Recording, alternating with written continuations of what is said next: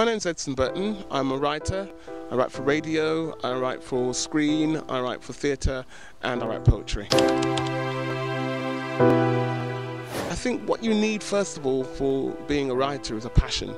I think of course you can go to writing schools and so on and learn the craft of writing, but most of us find that we've got a compassion or a need to write, to express ourselves in words, and that really I think comes first before anything else. Before sort of seeking advice, and I think often people do tie themselves up with getting the craft right and the formula, I think one of the first things you need to do is just write, to get out what it is you're trying to express, and then to craft and work with it slowly.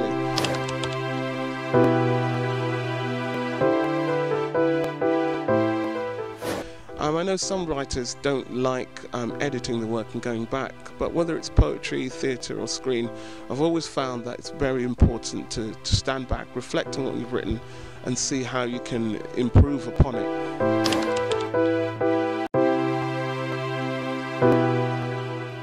One of the most important things I think you can learn is not being too close to ideas.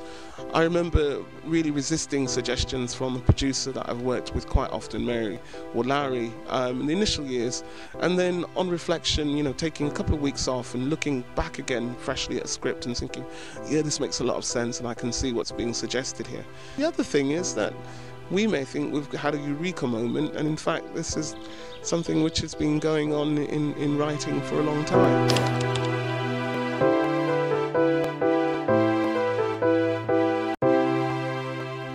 So you really need to be flexible because there are different parameters around budget, around other inputs as well, what the director's vision might be as well, that you need to take into account. I think it's important to have integrity to your ideas and vision and to hold up to that, but never to be closed-minded, never to be shut off from the fact that actually as a writer, especially when you're writing for radio and for theatre and screen, that it becomes more and more collaborative effort. So it's important to bear that in mind.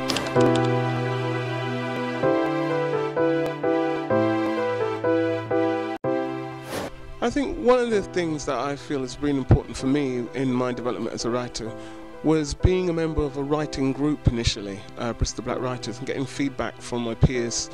And after that, I think I'd got the confidence to go further and sort of present my work to other people. One of the things that for me is really important about getting sort of peer feedback is that it gives you a different reflection on your work and how it will be received by a wider audience. It sort of nurtures you, builds up your confidence before you expose yourself, so to speak, to the broader world.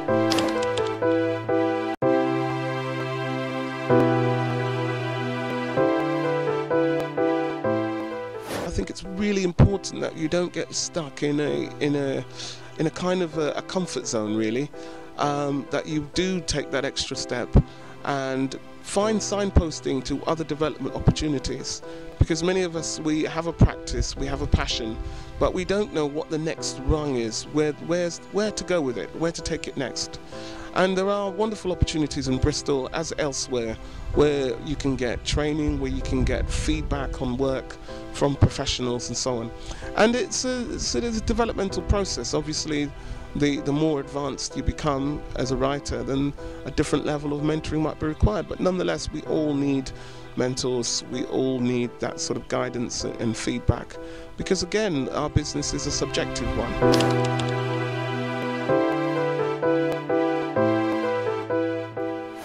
The thing also I'd like to suggest is that writing isn't about being clever and having a great vocabulary and playing around ideas. It's about drama, it's about tension, it's about characters, it's about suspense. And those things must, I think, come first. People want to be engaged and immersed in a creative world that you've conjured. They don't really need a philosophical rant or a clever exercise.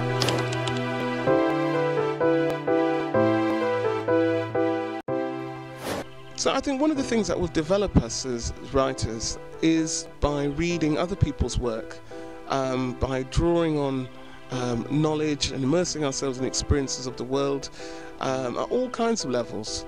Never to be afraid to read ideas and the history of ideas and philosophy and so on. At the same time, to spend time with all kinds of walks of life. Never to be closed and judgmental. I think if you're judgmental as a writer, you do close down your potential to open yourself and create empathy for a range of characters you might have considered beforehand. I think some people struggle with the idea that they may be seen to be imitating past masters, so to speak, when looking at their own work.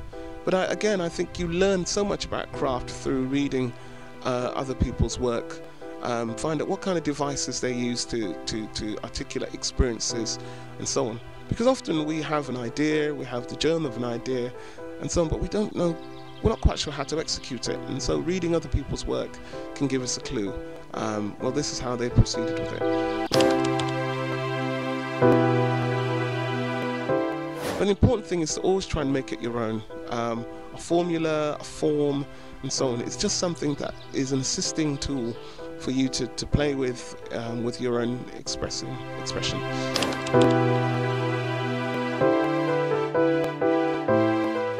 Read a variety of works. When I was doing my degree, I came across African American fiction, and I hadn't read much black fiction beforehand.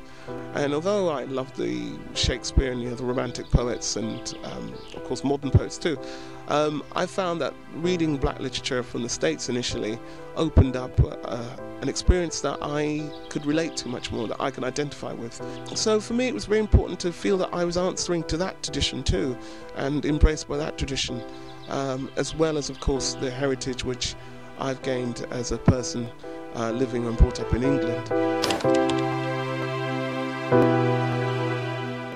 I would advise any writer to really start thinking in a career sense as how do they want to go forward, where do they want to go with their work, and to look at the opportunities that are there, to think strategically about their work and about their development, and to plan and follow opportunities accordingly. And I think although it's great to take opportunities, we also have to think, well, what is it that where do we want to be? You know, where do you want to be in 5 years' time, in 10 years' time? Is it going to be writing for screen, for EastEnders? Is it going to be a screenwriter and so on? So yes, writing in itself is really pleasurable, but I think we can even get more from it when we know where it's going towards as well.